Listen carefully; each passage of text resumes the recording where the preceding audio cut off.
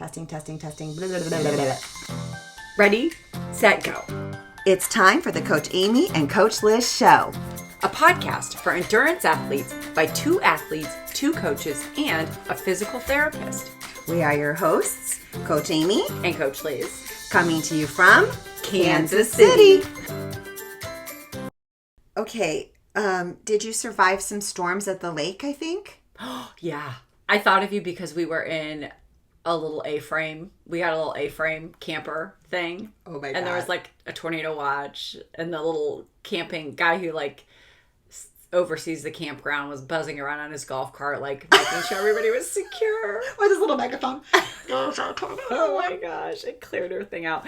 It was an adventure. I was laying in the A-frame, I could hear the hail and the wind, and I'm like, I wonder what's the mile per hour, at which point we like float away like a magic carpet. And will it leak or will it not? Well, so this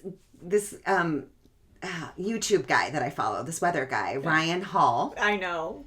Okay, he says, don't be scared, be prepared. That's his little motto. And we've talked about this in the past, maybe very briefly, about wearing the helmet, your bicycle helmet. And you made fun of me. We've talked about, and your swim goggles. And I have to say, it's going to take a lot before I'm sitting in my basement with my bike helmet and my swim goggles, but go ahead.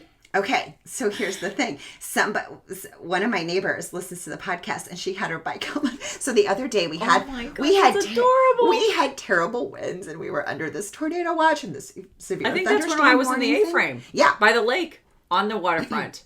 Yeah. Okay. Scary. So anyway, her husband, who is kind of like this, I'm a tough guy, right? He is a tough guy. I mean, like he goes bear hunting and things like this. Okay. What? So anyway, he's sitting in the backyard with his brother, and the wind, I mean, it's crazy. Wind, lightning, all this stuff, and she comes running out onto the deck with her helmet. Oh my gosh, that is adorable. Get out. She's so, I talked to him about this after the fact, because I was driving around and I see that he's tearing down his entire huge backyard wooden fence. And I'm like, hey, what's going on?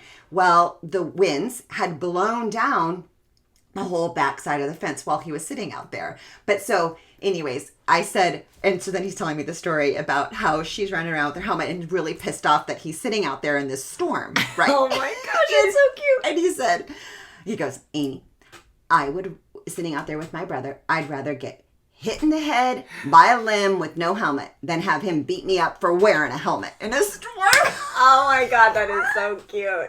It's hysterical. So anyway. Oh my gosh, you're changing lives. Oh my, it's Ryan Hall, y'all. That's his saying. That's Ryan Hall, y'all. Okay. Anyways, If you're very interested in the weather and want to watch tornado footage and all that. Sit in your A-frame by the lake. Yeah, there you go, with your helmet. Okay. Okay, so what are we talking about today?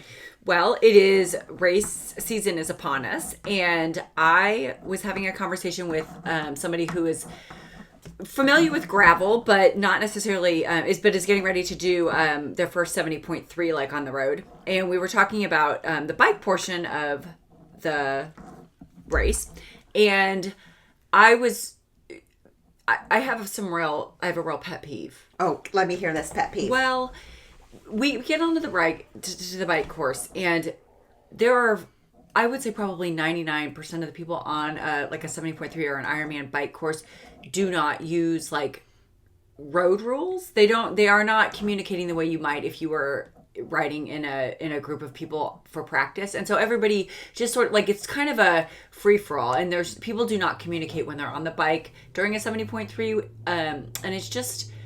You mean like, when you mean communication, you mean the hand signals? Well, yeah. I mean, I feel like hand signals are a little. So basically, like, you get out on the bike, and the first part of the bike, people are coming off the swim, and like, it's just sort of, people tend to go really, really over race the first part of a 70.3 or an Ironman bike course, and then by the second half, and as you get to the end, and so that first part, they're really focused and they're going often pretty hard, and they're trying to get situated and get over the swim. Which is not recommended, by the way. Yeah, I mean, their pacing is often, there's some questionable pacing decisions going on there. Yeah. But also, they're just don't tend to be really paying attention because you're in a race and you want to go really fast. And so they're not thinking about like communicating with other bikers on the road.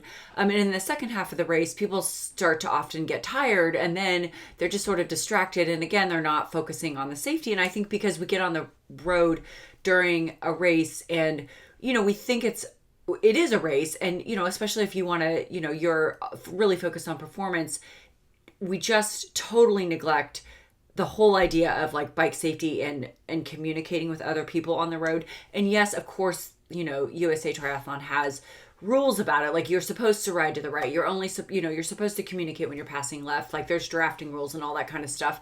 But which they go over before race day. They do. Meeting. I mean, but honestly, like people are not paying attention. They're not abiding. They're not. And sometimes you'll get like race officials that actually enforce it. And I think they're maybe getting a little bit better. But for the most part, it's kind of a free for all out there. And it just, my beef today is even if nobody else around you is communicating with or like following the bike rules, when you are out on the bike course racing, you need to do that. And not, even if you don't give a shit that you might hurt somebody else, you might hurt yourself and ruin your race. And so, making sure that you're really conscious about staying to the right. And then when you are passing somebody, to make sure that you yell and you communicate so that they hear you, because God forbid you start passing somebody and they don't know you're there and they pull out in front of you and then you crash, right? And there are rules like, it's non-drafting. You're supposed to have 3 bike links between you and the person in front of you. Oh. Once you enter the draft zone, you have 15 seconds to pass. Those are all the official rules. I'm not talking about that. I'm just talking about some common sense shit. Yeah. So like if you're coming up on if you're coming up on somebody, just say on your left. If you're coming into a turn, like point. And, I know that it feels nerdy, but I will tell you that like, I have won races. I qualified for Kona, and I am the only person out there that will do that. And I'm not trying to say I'm super cool or anything. I'm saying it feels very nerdy because you're like the only person that's like passing on your left and like I'm going to turn and so I'm going to point so that I'm slowing down.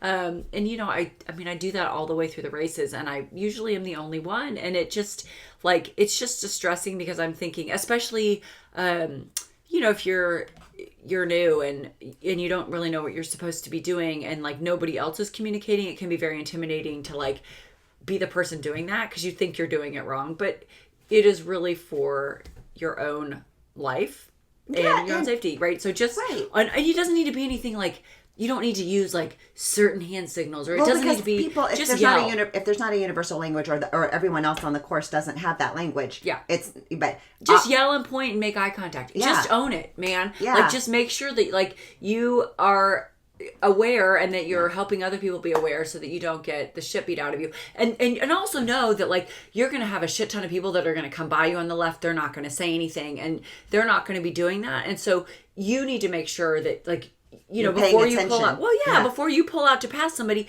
check behind you and like just know that most likely it's going to be a little bit crazy out there and people are not going to be super thoughtful. And I know they are racing hard and they are focused, but you know what? I mean, I won the race and I was super focused and I was all about like, racing super hard, and you can do that and still be like not a total asshole on the course, but that's not usually how it goes. So if you are somebody who's back there and you're riding along, just make sure one, that you are communicating and that you're also watching out for yourself and like look behind you before you pull out, make sure that you are staying to the right and that you are like, pointing when you're going to turn corners and stuff. And I know it feels super nerdy, but it just like, well, you have to let go ahead. Well, it's really scary and intimidating.